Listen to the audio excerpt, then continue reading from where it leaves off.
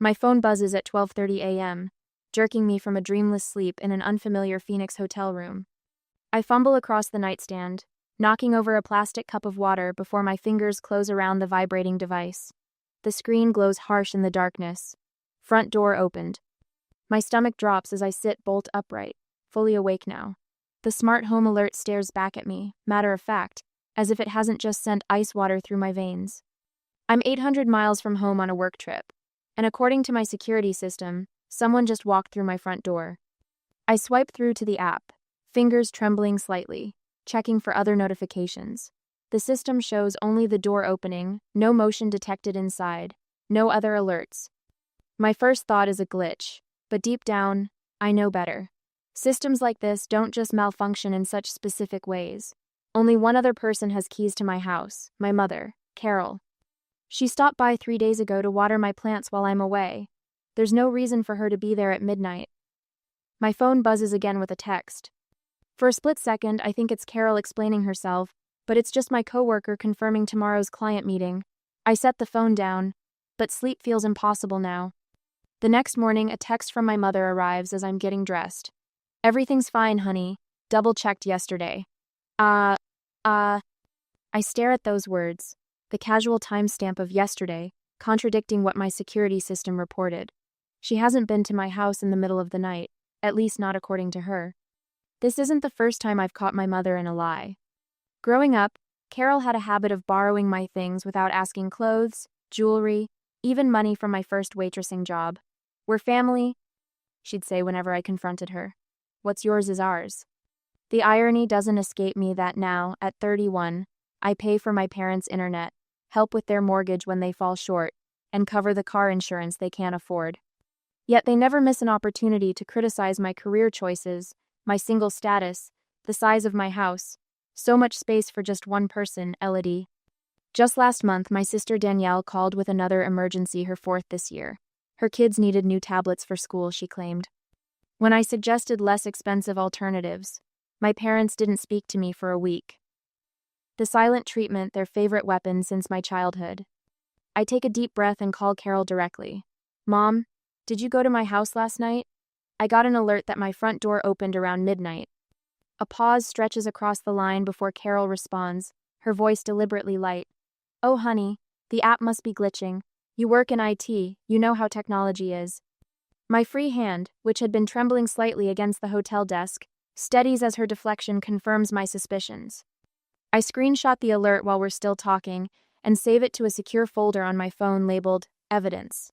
I've started keeping records of these inconsistencies, though I'm not sure why. Protection, maybe. Validation that I'm not losing my mind. "That's strange," I say, keeping my voice even. "The system's never glitched before." Carol clears her throat. "Listen, I meant to tell you Danielle's kids need new school clothes. The fall semester starts soon, and you know how fast they grow." The subject change is so abrupt it almost gives me whiplash, but it's familiar territory. This is how every confrontation goes redirect to someone else's needs, preferably Danielle's children, whom I adore despite everything. "I can't help right now, Mom," I say, surprised by my own firmness. "I've got back-to-back meetings all day." The silence that follows carries more weight than her words ever could. I'm violating the unspoken family contract. Elodie provides. Everyone else decides how much is enough. "We'll talk when you get home," she finally says, disappointment heavy in her voice.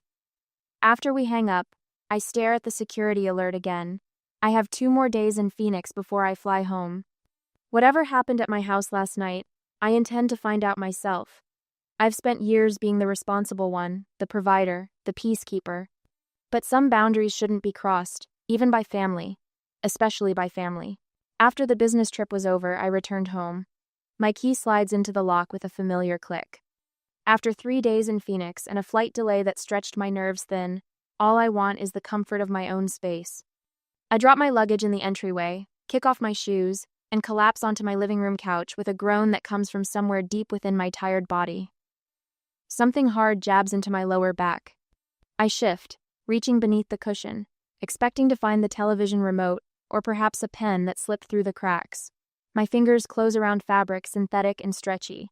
I pull it out. A fishnet stocking dangles from my hand. What the hell?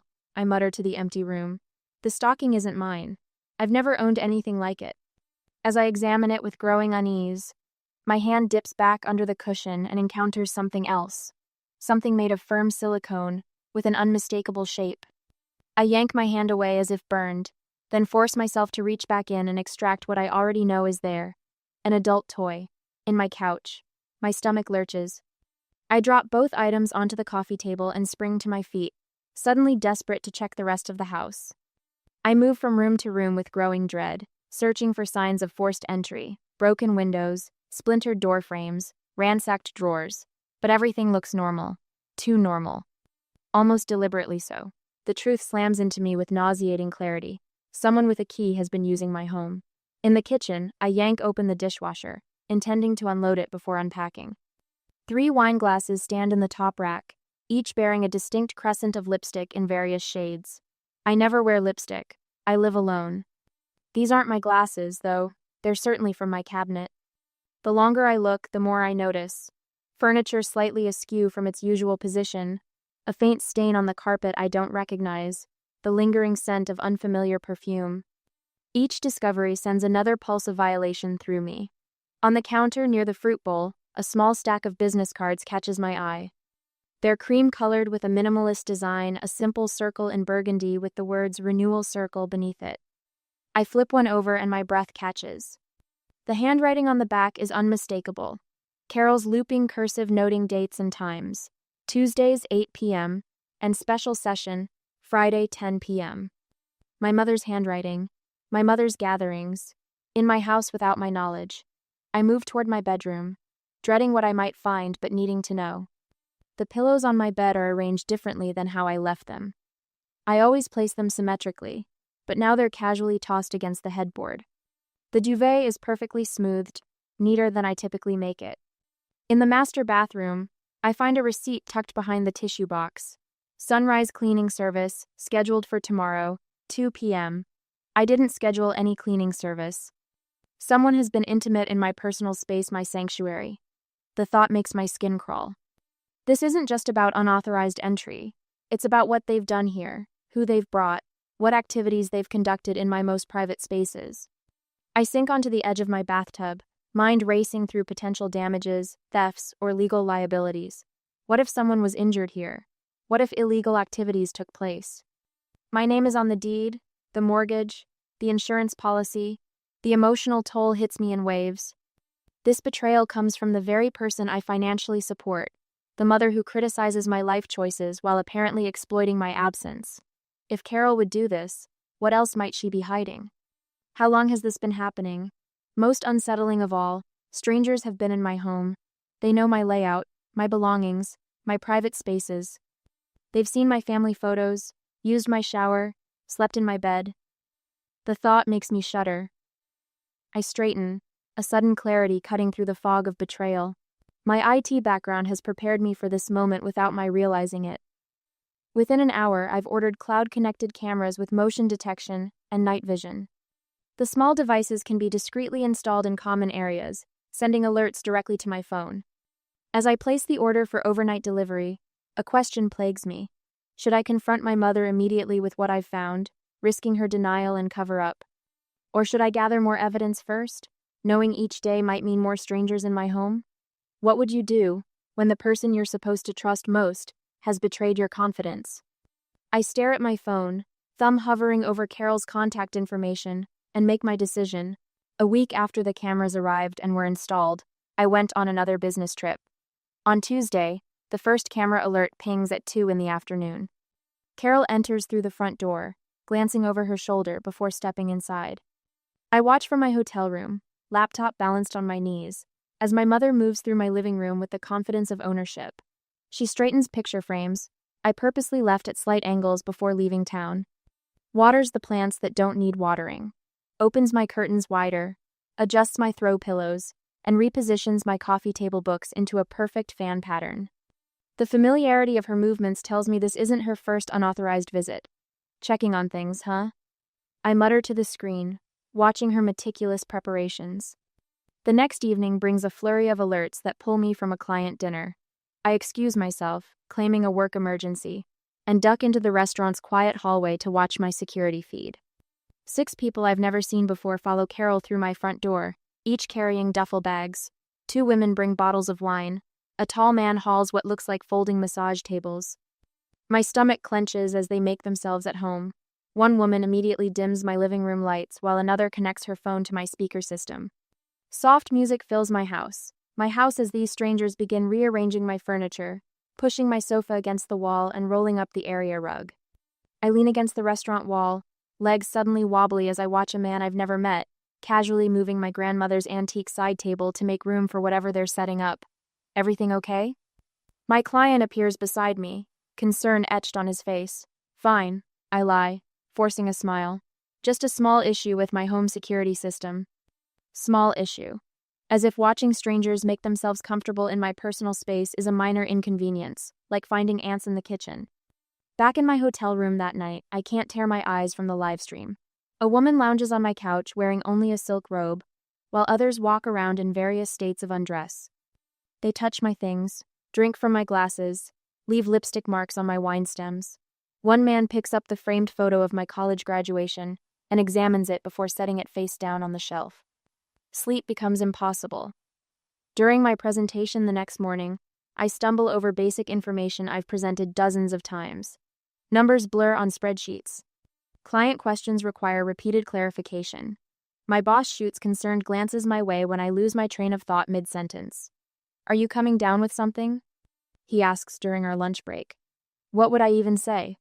Sorry, I'm distracted because my mother is running some kind of adult pajama party in my house while I'm away. The absurdity of it all hits me, along with the humiliation. Who could I possibly tell? My friends would be horrified not just at Carol's behavior, but at my inability to establish basic boundaries with my own mother. That evening brings the most devastating footage yet. Carol stands by my front door, accepting cash from each person who enters. Her hands move with practiced efficiency, counting bills before tucking them into an envelope. $20, $40, $60 per person. The realization that my mother is profiting from this unauthorized use of my home hits like a physical blow. I sit alone in my hotel room, nursing a lukewarm cup of coffee, wondering how many times this has happened before I installed cameras. How long has my home been Carol's personal profit center? The weight of this betrayal presses against my chest until I can barely breathe. The next morning at the client's office, I find a fresh coffee on my desk with a folded note. Whatever battle you're fighting, you've got this, Jim. The simple gesture from a coworker who barely knows me brings unexpected tears to my eyes. My first genuine smile in days feels foreign on my face. That night delivers the final confirmation I need. My phone buzzes with new alerts, and I watch Carol giving a tour to 3 newcomers. They move through my living room into my dining room, then my kitchen. I increase the volume to catch her words. My daughter has no idea, Carol says with a dismissive wave. She's always working, hardly uses this beautiful home anyway. Such a waste for just one person. One of the guests asks a question I can't quite hear. 3 bedrooms, 2 baths. Carol answers proudly, as if she's the realtor who sold it. The master suite has the most wonderful soaking tub, perfect for our relaxation exercises. My fingers shake as I reach for my phone, but not from fear or uncertainty. Something inside me solidifies into resolve. I search for the non-emergency police number in my contacts and press call. Hello, I'd like to report unauthorized use of my property. I tell the dispatcher, my voice steadier than it's been in days. 20 minutes later, Officer Martinez calls me back. I explain the situation, including the camera footage and my mother's possession of spare keys. Miss Brennan, she says after I finish, what they're doing is trespassing regardless of family relationship. Being your mother doesn't give her the right to use your home without permission, especially not for organized gatherings where money changes hands. The validation in her matter-of-fact tone lifts a weight I didn't realize I'd been carrying. All these years of Carol's small boundary violations, borrowing without asking, criticizing my choices, demanding financial support have led to this moment. The pattern was always there. I just didn't want to see it. I can meet you at your house when you return home, Officer Martinez offers. Sometimes having law enforcement present helps keep these situations from escalating. I'd appreciate that, I say, realizing I don't have to handle this alone. The next morning, My boss stops by my hotel room before our final client meeting. "We need you to stay through the weekend for the Harrington proposal," he says, not a question but an expectation.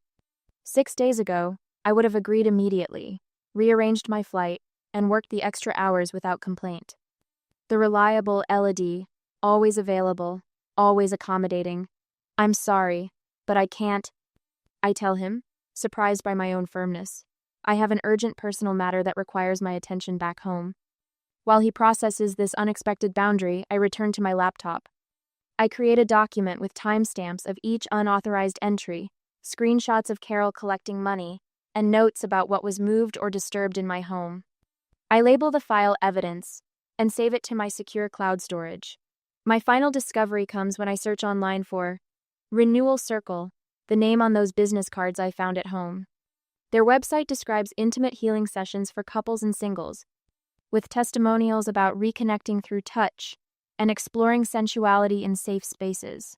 The membership fees listed are 3 times what Carol has been collecting at my door. My phone rings just as I'm closing my laptop to head to the airport. The caller ID displays Officer Castillo. "Miss Brennan? We've received complaints of undisclosed surveillance at your property. Can you come to the station when you return?" The tables have turned. I smile grimly as I pack my suitcase, ready for the confrontation awaiting me back home. As I booked the first flight back home, I arrived the next day. At the present, Officer Castillo sits across from me at my kitchen table, his notebook open, pen poised between thick fingers.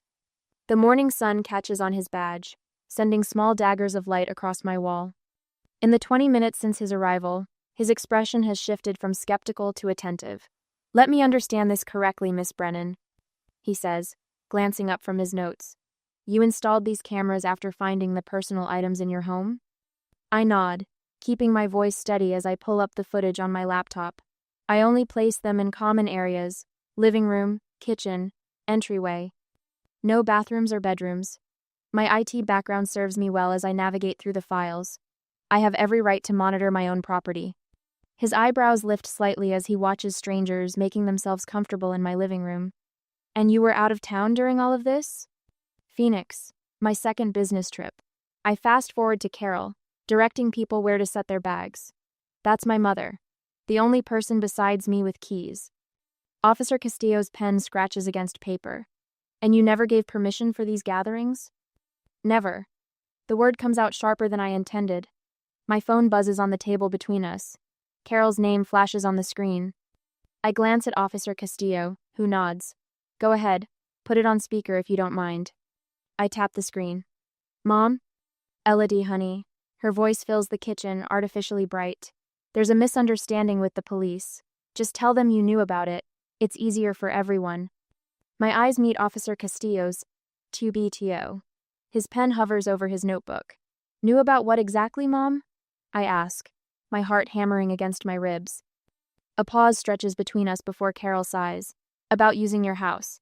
Look, it started with my healing circle. They needed space, and your place sits empty most days. You work so much." Officer Castillo watches me carefully as Carol continues. "Then other groups offered to rent it. They paid well. I didn't think you'd mind, especially with how much you help everyone else." Her voice drops to a conspiratorial whisper. "Besides, some of that money went to help Danielle with the kids' school expenses." The confession lands like a stone in still water.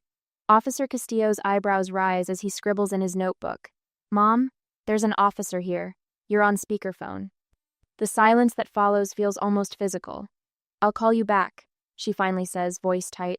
After she hangs up, Officer Castillo closes his notebook. "Miss Brennan, what your mother did constitutes trespassing and unauthorized use of property, possibly fraud, depending on what she told these renters." He pauses, studying my face. "Would you like to press charges?" The question hovers between us, heavy with consequence. When Officer Castillo asked if I wanted to press charges against my own mother, I hesitated. Would legal consequences teach her respect for boundaries, or would it permanently destroy what little family relationship we had left? Some lessons come at a terrible price. "I need time to think," I say finally. He nods, understanding in his eyes. "Officer Martinez will help you document everything: the damage, unauthorized use, any missing items." After Officer Castillo leaves, Martinez helps me catalog the evidence, wine stains on the carpet, scratches on my coffee table, a broken picture frame. She photographs everything with meticulous care. My phone rings again, Margaret, my mother's friend from book club. Elodie, I just heard what happened. I'm so sorry. Her voice trembles. I saw Carol's posts about rental space, but I never realized it was your house. She called it her daughter's investment property. The betrayal cuts deeper, not just my mother's actions, but how public they've been. How many people knew before I did? Later, my father calls. I almost don't answer. Princess, Thomas says, his nickname for me landing flat. Your mother was just trying to help people. That circle helped her anxiety, and she wanted to give back. By renting out my home without permission, the anger I've been controlling breaks through. She went about it wrong, he concedes, but her heart was in the right place. I hang up, too exhausted to argue. That evening, an email notification pops up on my phone. One of the Renewal Circle members has posted on neighborhood forums, apologizing for unknowingly participating in meetings at a private residence without the owner's consent. The message has dozens of shocked responses. Minutes later, Officer Martinez calls with news that makes me sit down hard on my kitchen floor. Miss Brennan, thought you should know someone filed an anonymous tip with the IRS about undeclared rental income connected to your address. Her voice softens. It's not aimed at you, but at whoever collected the money. As I thank her and end the call, I realize the ground beneath my family's feet is finally beginning to crumble. Next week, Marazzo's Italian restaurant bustles with Thursday night crowds, the kind of place where red checkered tablecloths and Sinatra classics create an illusion of warmth. My stomach knots as I spot them. My mother, father, and surprisingly, my sister Danielle huddled around a corner booth beneath amber pendant lights. There she is. Dad waves with exaggerated enthusiasm, his voice carrying above the clinking glasses. His weathered face stretches into a smile that doesn't reach his eyes. I thread between tables, hyper-aware of Mom's fingers drumming against her water glass, her gaze darting between me and the exit. A practiced performance of casual family dinner, except for the tension vibrating between them like a plucked wire. You look tired, honey, Mom says the moment I slide into the booth. Classic Carol criticism disguised as concern. Long week. I keep my voice neutral while signaling the waiter for water. Danielle reaches across the table, squeezing my hand with theatrical affection. So good to see you, Ellie. The kids have been asking about their favorite aunt. I haven't heard from my niece or nephew in months. Dad orders a bottle of Chianti without consulting anyone. Our treat tonight. We figured you could use a nice dinner after everything. Everything? I echo, watching Mom shoot him a warning glance. The waiter delivers breadsticks, and conversation shifts to mundane topics. Neighborhood gossip, Dad's golf game, Danielle's oldest starting soccer. I wait, picking apart a breadstick without eating it. They've orchestrated this gathering too carefully for small talk to be the purpose. 20 minutes in, Danielle finally drops the first hint. Tyler needs braces. Can you believe they want $4,000 up front? With Travis between jobs again. Mom jumps in before I can respond. We told her you might have suggestions. You're so good with finances. Travis isn't between jobs, I say quietly. He posts golf photos every morning at the country club. Membership there costs twice my mortgage. Silence crashes over the table. Dad's fork freezes halfway to his mouth. That's different, Danielle sputters. Networking is part of his job search. Mom leans forward, voice dropping. Elodie, we're family. Families help each other. Her eyes darken with desperation. We needed the money for Danielle's mortgage. The bank sent final notices. There it is, the confession wrapped in justification. So you rented out my house. The words hang between us, undeniable now. Dad attempts recovery. Your mother's renewal circle just needed space temporarily. Things expanded from there. Into a business, I finish for him, using property that isn't yours. I pull out my phone, scrolling through screenshots with practiced calm. You've been charging 8 different groups to use my home since January, at $200 per session twice weekly. Their stunned faces confirm what the evidence already told me. Danielle's husband hasn't worked in 11 months, but somehow affords green fees, new clubs, and last month's fishing charter to Catalina. I turn to my sister. Did you know Mom and Dad were funding your lifestyle by renting out my house to strangers? Or did you just not ask where the money came from? Danielle's face flushes crimson. You don't understand. I understand perfectly. My voice remains steady as I pull a small notebook from my purse, flipping it open. I already pay for their internet, electricity, health insurance, groceries, and car insurance. I look directly at my parents. And you thank me by renting out my home to strangers? Mom's mouth opens and closes without sound. Dad stares into his wine glass. Danielle examines her manicure. The waiter approaches with entrees, hesitates at the tension, then silently distributes plates before retreating. You weren't supposed to find out, Mom finally whispers. That's your defense? Not that you're sorry, but that I wasn't supposed to know? I reach into my pocket, extracting the spare house keys I'd had made for them years ago when trust still existed between us. The metal catches the light as I place them deliberately on the table, then slide them away from Carol with one finger. Something in her snaps. You live in this big, beautiful house alone, she hisses. What are you even doing with all that space? Her words strike deeper than she knows, touching old wounds about my worth being measured by marriage and children. But they don't land with their usual sting. That space is mine, I say, my voice low but firm. Paid for with my work, my sacrifices, not yours to give away. Dad places his hand over Mom's, always the peacemaker after she lights the fire. We're still your parents, Elodie. You owe us respect. A laugh escapes me, surprising us all. Respect is earned, and you've been withdrawing from that account for years. I stand, leaving my dinner untouched. The restaurant continues around us, couples celebrating anniversaries, friends sharing wine, families having normal Thursday dinners where love doesn't come with invoice attachments. Don't do this, Ellie, Danielle pleads, using my childhood nickname like a key to a lock that no longer exists.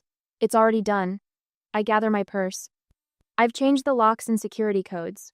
Officer Martinez will be present tomorrow when you return my furniture that you moved to your basement, Mom. Their shocked expressions would be almost comical if they weren't so painful.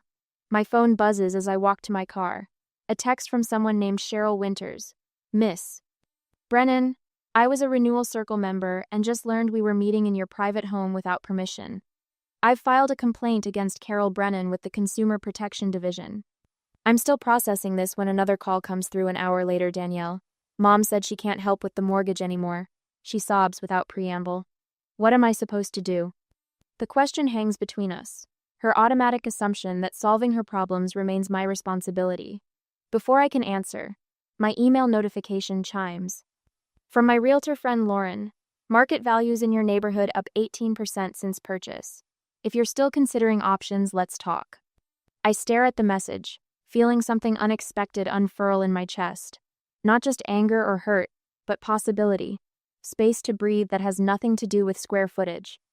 But I am determined. I will sell my house and start over. In 6 months, I will build something new without my family. The morning sun pours through floor-to-ceiling windows, casting golden patterns across bamboo flooring. I selected myself. My Sedona condo feels nothing like my old house, smaller, warmer, intentional.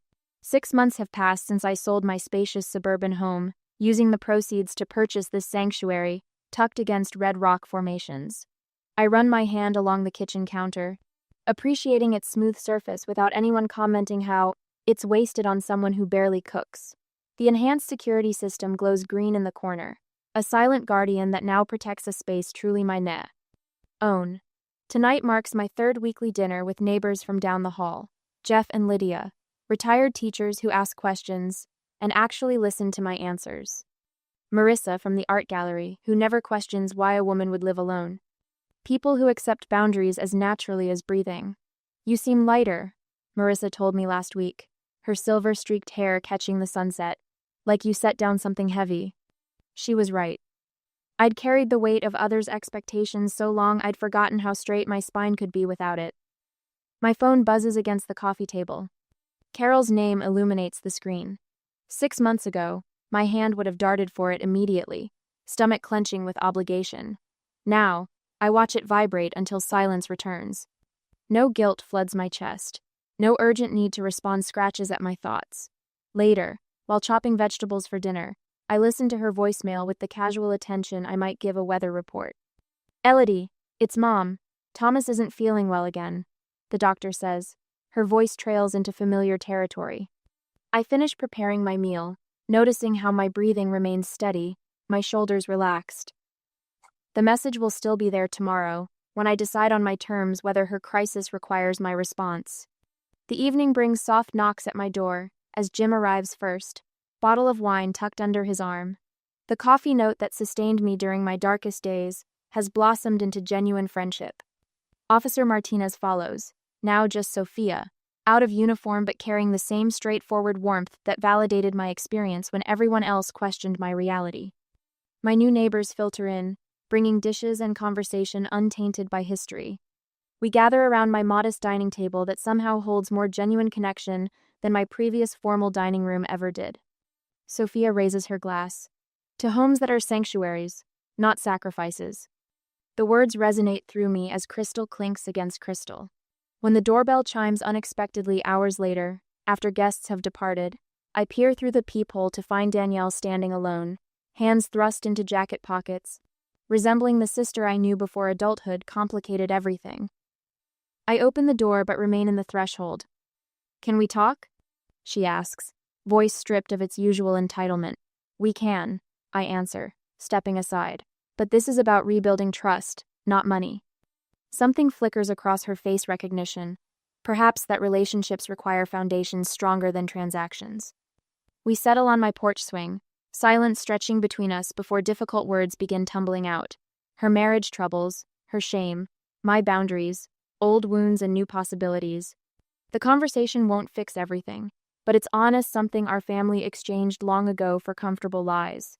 Some people say I went too far by selling the house and moving away. Others say I didn't go far enough in cutting ties completely. But let me ask you, if your parents secretly rented out your home and funneled the money to your sibling, would you forgive them? Or walk away forever,